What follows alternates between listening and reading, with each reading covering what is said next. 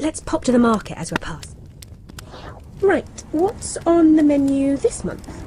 No, not meat. It's not your birthday. The Global Food Council are doing a really good job of keeping food production going. I mean, you don't get the choice you used to, but we're better off than most. I think it's probably easiest to walk from here. You barely see a car in the city centre nowadays, unless you're rich. Oh, the state knows they just aren't practical anymore. We're all trying to meet our global carbon deal. Electric bikes are so much better for getting around our neighbourhood. And why waste valuable space on car parks when you can use them to grow food? I don't care what you say, Alex. They don't deserve to live in that ghetto. They are completely disconnected. No high-speed transport system, no new internet. They miss out on jobs and many essential services too. Oh, hi again. What a day. I had to make an emergency visit to the Cry Freedom ghettos. I mean, I miss my sister like mad, but I'm glad they went when they were moved to New Amsterdam. They're safe from climate change on the floating city. That must be her now. It's much easier to meet up with friends virtually now. So many cities have banned cars in central areas. Ooh, looks like she's got some juicy gossip. Yeah, it's so true. They represent everybody, right? Speaker Gingrich, I know you have a final thought for us. Yeah, look, the number one problem in almost all these cities is George Soros elected left-wing, anti-police, pro-criminal district attorneys who refuse to keep people locked up. Just yesterday, they put somebody back on the street who's wanted for 2 different murders in New York City. You cannot solve this problem, and both Harris and Biden have talked very proudly about what they call progressive district attorneys. Progressive district attorneys are anti-police, pro-criminal, and overwhelmingly elected with George Soros' money, and they're a major cause of the violence we're seeing because they keep putting the violent criminals back on the street. I'm not sure we need to bring George Soros into this. I was going to say you get the last word, Speaker.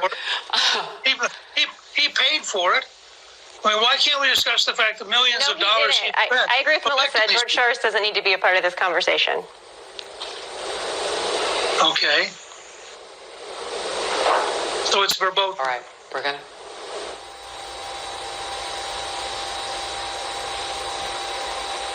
Okay, we're going to move on.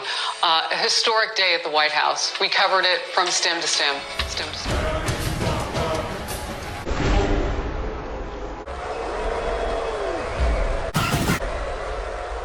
All right, if it's a male, you might have lines like that from the baldness. Okay? Now, so what you do is you grab it around here. You grab it here and peel it back like that. Okay? Peel it back. All right, and it'll pull off. It'll make a disgusting sound. So let's say it's someone important, right? All right, so you take a sample of the that mustache, right? Okay, so you to make sure that it's authentic, or you take the dentures and you make sure they're with them, so that way the person knows who this person is. All right, because sometimes you go and you risk your ass looking for somebody, all right, and somebody might be paying some serious money for it. So you have to make sure it's the real thing, okay, and you have to make sure it's the real thing. So you have to bring some kind of proof that it's the real thing. So you bring a piece of hair, preferably from the longest part, and so let's say they have a mustache. You bring that definitely, all right. This person had a mustache when they died. Then you bring it. It's usually around here, all right. Sometimes you might find it around the jaw. It might be left there. Okay. So when you bring out the jaw, so I'll show you later. I'm in the real coffin itself. It's very. It's hard to find. Okay, and it's very. So you can lose it real fast, all right? So when you find it, okay, the jaw is usually like that. I'm around this shape, okay? It's like that. Okay. So when the body decomposes, it's like long like that. Okay. It all rots out in a flat line, almost. So you can't see it. Okay. See the top usually has teeth, but the bottom is sometimes hard to find. Okay, because it's usually out like that. Now, when you first find it, you might have to do some fixtures, okay, and put a spring on the sides. So that way, you know, it'll open it up, all right, and shut for show. It's very okay, but after a while, you take some screws and everything. You make a hole here, and in the jaw, you put the spring, and then it's fine. It's just like that. All right, it's open and closed. All right, so what you do? So when you first open them up, all right, do not grab it here. All right, don't grab it by the teeth like that. All right, you grab it by the eyes or the nose. You pull it out. Put your finger all the way in. There is nothing there that will hurt you at all. All right, you have to make sure of that. There's nothing that can hurt you. Do not be afraid. Pull it out like that. Do not pull it by the teeth, or else it'll break out like that, and you will have holes. So it's like a waste of time. Okay, so you grab it like that and pull it forward. Or so you'll have the backbone like this, all right, and you'll have ribs.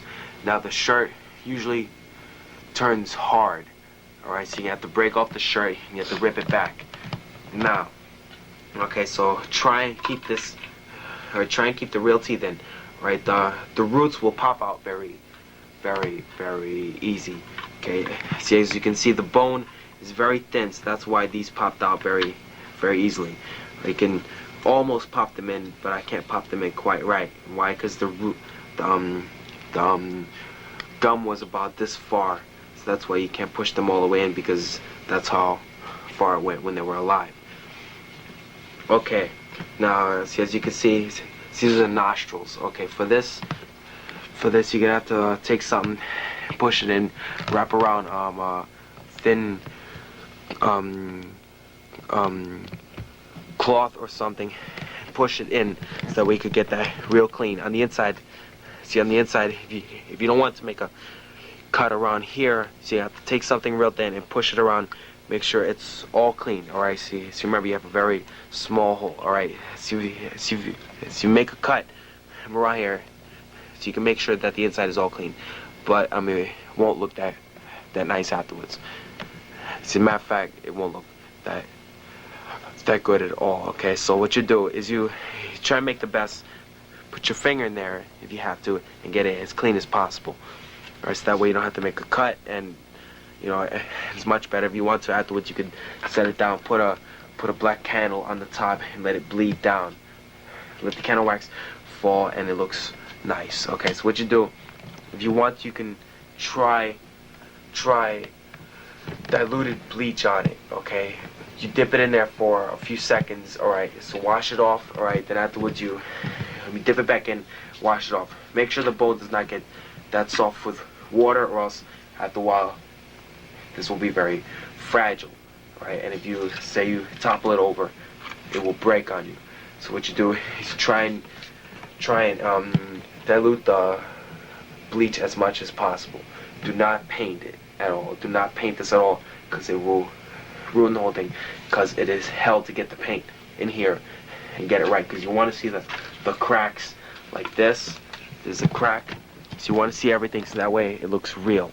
Okay, you want to see every little crack around the sides, right? You want to know that it's real. Okay, so that way you know it's authentic and it looks nice like that. It looks much better when it's real. Okay, if it's fake, see, if it's fake, you will know when it's fake. Okay, see, around the nose, it's never perfect. Right, everybody has their own different thing. Around here, it's always somehow cracked in a way. Okay, around here you will see cracks. If you don't see cracks around here, not cracks out, just cracks around here, see, after it's washed, then you know it's fake. Okay, you should see some around here, cracks that can peel out like this. All right, like that. It's like flaky. That way you know it's real. Okay. Around the sides you will see every little detail on a real skull, but there is no way you can actually duplicate that in real life. There is no actual way you can really do it. All right, because you have holes going in through here and going out to the back. Okay, all this. So remember, this is all flesh-like. Okay, see this? Just like that. That's hair. Right, that's hair left over. This is the hair afterwards. This person had very short hair, as you can see. It's like flaky. It flakes off real fast. This right here is my blood, so don't fake that. You know, for blood of the person, all right? Because they have no blood, all right? This is their blood. It's nothing. It's just brownish. It's already decayed. Okay, this one is from a very long time ago. Okay, if you find something more new, you can expect more reddishness. Okay, this one will end up a little brown. Okay, because it's very old. Okay, so after you wash it, so it'll be like brown and like beigeish. Okay, but if you find something new, it will be reddish all around it. It'll be red. If you find something really old, okay, it will be brownish all around. So you leave it in your on your roof or something. Okay, find all right. It's like in the summertime or something when there's a lot of sun, it's real hot, and at the wall, this will get all white. It will be beautiful. Everything, you can put it anywhere. So you put it on the wall, find a way to fix this on, it'll look great. And if you also get the leg bones, it'll look even better like this. With both of them, alright? Like that. It'll look beautiful. So what you do, okay, some of them you might find